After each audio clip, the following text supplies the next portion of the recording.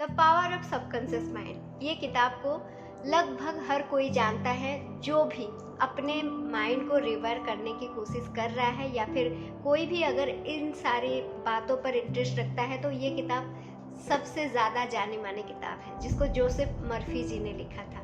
तो इस किताब के सारे चैप्टर बाय चैप्टर हम इस चैनल में अभी डिस्कस कर रहे हैं। अगर आप जानना चाहते हैं प्लीज़ सब्सक्राइब कीजिए और बेल आइकन को दबा दीजिए ताकि आपको नोटिफिकेशन मिलता जाए। तो दोस्तों, अभी तक हमने ये डिस्कस किया कि हमारा अवचेतन मन कितना शक्तिशाली होता है, किस तरह से इसी शक्ति को यूज़ करके बहुत सारे लोग अपने मन मुताबिक रिजल्ट पाए हैं। बहुत सारे एग्जाम्पल हमने डिस्कस किया, कितने सारे लोग अपने बहुत सारे बीमारियों को ठीक किए हैं, कितने सारे लोग अपने मनचाहा पार्टनर को पाए हैं, कितने सारे लोग अपने बहुत सारी समस्याओं का समाधान किए हैं सिर्फ और सिर्फ अपने अवचेतन मन की शक्ति को यूज़ करके।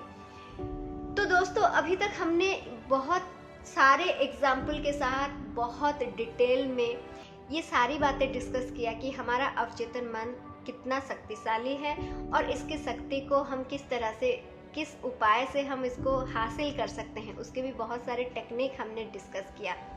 अगर आपने ये सारी चीज़ें नहीं देखा है please do check my last videos. And हाँ दोस्तों, मेरा नाम अनिमा है, मैं एक लॉ ऑफ अट्रैक्शन कोच हूँ। अगर आपको लॉ ऑफ अट्रैक्शन संबंधित कोई भी मदद चाहिए तो आप मेरे टेलीग्राम चैनल ज्वाइन कर सकते हैं, मेरे साथ कोचिंग सेशन बुक कर सकते हैं, या फिर अगर आप सिर्फ और सिर्फ किताब के थ्रू जाके कोई भी 2-4 किताब पकड़ के, कुछ भी 2-4 मेरे ही वीडियो को पकड़ के उनको कंसिस्टेंटली फॉलो करते हैं तो भी आप अपने मनचाहा रिजल्ट पा सकते हैं।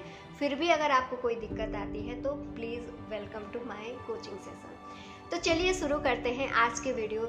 जैसे कि हमने बोला कि अभी तक हमने अवचेतन मन की शक्ति के बारे में बहुत डिस्कस किया, लेकिन उसका नेचर क्या है। हमारा जो हर किस दुनिया में जितनी भी चीज़ें हैं, हर किसी का एक नेचुरल स्टेट होता है ना। तो हमारा अवचेतन मन का जो नेचुरल स्टेट है वो क्या है, देखिए इसको थोड़ा सा अच्छे से समझने की कोशिश कीजिए, क्योंकि हमारा अवचेतन मन यानी कि हमारा डीप बिलीफ, और जो हमारा डीप बिलीफ है वही हम है। यानी कि हमारा अवचेतन मन का जो नेचर है हमारा भी वही नेचर है। तो अगर आप अवचेतन मन को नेचुरली समझ जाते हैं तो आप अपने आप को नेचुरली हम समझ जाते हैं, ठीक है। तो हम नेचुरली क्या है, इनडायरेक्टली हमारा अवचेतन मन नेचुरली क्या है। देखिए, हमारा अवचेतन मन का झुकाव हमेशा जिंदगी की तरफ रहता है, हमेशा जिंदगी की तरफ रहता है। यानी कि हम नेचुरली पीसफुल हैं, हम नेचुरली हैप्पी हैं, हम नेचुरली सेटिस्फाइड हैं, हम नेचुरली हेल्दी हैं, हम नेचुरली वेल्दी हैं, हम नेचुरली सक्सेसफुल हैं, और हम naturally he pure and clean and simple हैं। कोई कॉम्प्लेक्सिटी हमारे अंदर नहीं है, ये हमारा नेचर है। लेकिन गड़बड़ कहाँ आती है, जब अवचेतन मन डिस्टर्ब होती है तब होती है गड़बड़। यानी कि जब हमारे बिलीफ के अंदर हम खुद ही इन्फ्लुएंस की वजह से नेगेटिविटी डालते हैं और उस नेगेटिव थॉट्स को, नेगेटिव फीलिंग्स को बार बार डालते रहते हैं दूसरों के इन्फ्लुएंस की वजह से, तो हमारा अवचेतन मन डिस्टर्ब हो जाता है और वो अपने नेचर से बाहर आ जाता है, ठीक है। जैसे कोई बच्चा है, वो नेचुरली ही बहुत अच्छा रहता है, लेकिन अगर उसको आप एक बुरे सराउंडिंग दे दो तो वो बुरा बनेगा, अगर एक अच्छा सराउंडिंग दे दो तो वो अच्छा बनेगा। वो क्यों बनता है, क्योंकि उसके इन्फ्लुएंस की वजह से।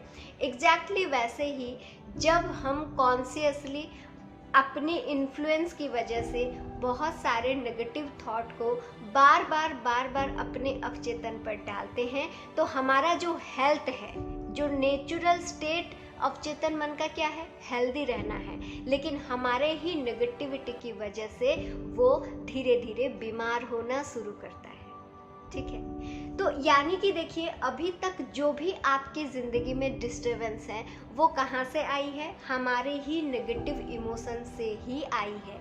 इसका मतलब ये है कि अभी भी हमारे पास खुद का कंट्रोल है। अगर हम सिर्फ और सिर्फ अपने इमोशन को, अपने फीलिंग्स को, अपने ही थॉट्स को चेंज कर दें तो हमारा अवचेतन मन जो है वो अपना नेचुरल स्टेट में आ जाएगी, है ना। उसके लिए आपको ज़्यादा कुछ करना नहीं पड़ेगा, आपको सिर्फ और सिर्फ अपने ही नेगेटिव बिलीव्स को, अपने ही नेगेटिव थॉट्स को अपने से दूर करना पड़ेगा। नेचुरली तो वो सक्सेसफुल है ही, नेचुरल तो वो हेल्दी है ही, वो अपना काम कर लेगा, ठीक है। इसी वजह से ही जितने भी टेक्निक्स हमने डिस्कस किया वहाँ पे हमने क्या किया, सारे टेक्निक्स में हम रिलैक्स होते हैं, अपने कॉन्शियस ब्रेन को, अपने जो मंकी माइंड है उसको हम चुप कराते हैं। वो चुप हो जाने के बाद हम क्या करते हैं, आराम से जब हम शांत रहते हैं, जब हमारे अंदर कोई नेगेटिव थॉट नहीं होती है, तो हमारा अवचेतन मन आराम से उसका काम करता है। जैसे जब हम सो जाते हैं तो हमारे शरीर की सारी प्रक्रियाएं बहुत अच्छे से काम करती है। आप जितनी गहरी नींद में जाते हैं उतना कम इंटरेक्शन होता है, ना कि बराबर कम इंटरेक्शन होता है आपका कॉन्शियस ब्रेन के साथ, आपके सबकॉन्शियस का, और आपके सारे बॉडी के जो सारे प्रोसेस है वो नॉर्मलाइज हो जाते हैं। इसलिए आप कभी भी अगर कोई बड़ी बीमारी से गुजरते हैं तो डॉक्टर जो भी दवाई देते हैं उनमें सबसे ज़्यादा क्या चीज़ होती है इंक्लूडेड, आपकी नींद। क्योंकि जब आप नींद में रहते हैं आपका कॉन्शियस ब्रेन इंटरप्ट नहीं करता है। इतनी जो गड़बड़ हमारी ज़िंदगी में आई है, हेल्थ में, वेल्थ में, हमारे करियर में, हमारे रिलेशनशिप में, जहाँ भी गड़बड़ आती है वो सिर्फ और सिर्फ इसी की वजह से आती है कि हमारी इमोशन, हमारे थॉट नेगेटिव हो जाते हैं और वो डिस्टर्ब करते हैं as usual natural state of subconscious mind को, ठीक है। वरना हमारे शरीर, यहाँ इस किताब के मुताबिक हमारे शरीर आफ्टर 11 मंथ पूरी तरह से नया बन जाता है। देखिए हमारा सेल, हमारे शरीर में जितने भी सेल है उनका एक प्रोसेस है, उनका एक साइकिल है। आप साइंटिफिकली उनको ढूंढिए, आपको मिलेगा। सेल पहले जनरेट होता है, देन उसका ग्रोथ होता है, देन डीजेनरेट हो जाता है। ये एक नॉर्मल प्रोसेस है। तो अगर हम साइंटिफिकली भी जाए तो नॉर्मल प्रोसेस में भी जाए तो 11 मंथ के बाद हमारे बॉडी में कोई भी पुराना सेल होता ही नहीं है। तो फिर वो बीमारी कहाँ से रहती है आफ्टर 1 ईयर? क्योंकि वो बीमारी हमारे शरीर में नहीं बल्कि हमारे दिमाग में होती है, हमारे बिलीफ में होती है। तो जब तक वो हमारे बिलीफ के अंदर रहती है हमारा शरीर ठीक नहीं होता। तो दोस्तों, जबकि आपको इतनी सारी बातें पता चल चुकी है तो आप इन सारी बातों को अपनी ज़िंदगी में ज़रूर अप्लाई कीजिए। 11 मंथ के बाद आपका शरीर पूरी तरह से नया हो चुका होता है। ये एक ऑटोमेटिक प्रोसेस है। अगर सिर्फ और सिर्फ आप थोड़ा सा अपना इनर वर्क करके अपनी थॉट को चेंज करते हैं, अपनी इमोशन, अपनी फीलिंग्स पर काम करते हैं, तो आपकी ज़िंदगी पूरी तरह से नई हो सकती है, होती है।